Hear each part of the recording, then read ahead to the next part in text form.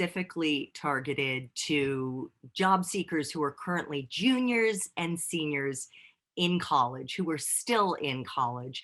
And my advice to them is to take a deep breath and then get centered on who they are and what they're interested in.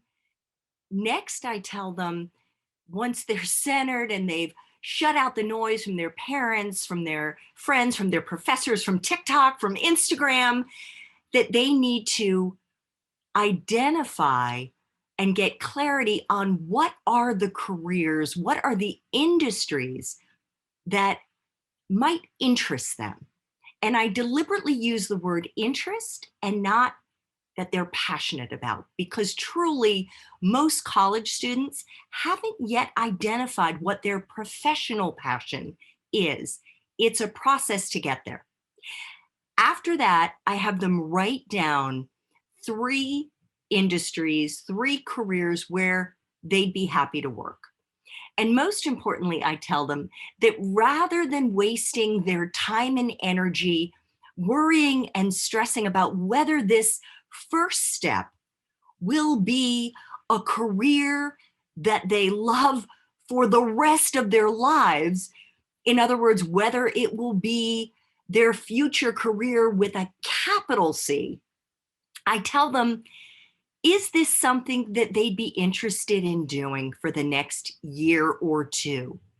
In other words, career with a small c. Is this something that they'd like to do for a brief period of time? And the reason that I say this is that a few things are going to happen.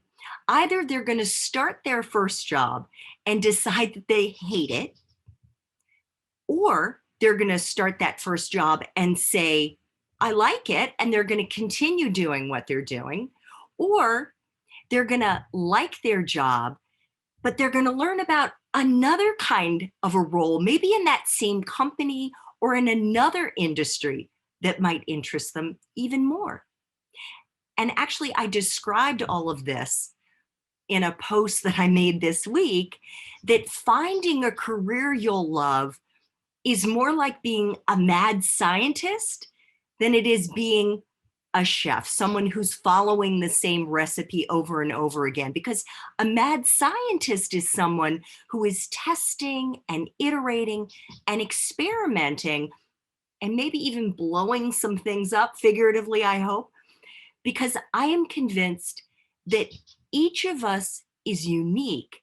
And so finding a career isn't as straightforward as it is when you're making a recipe.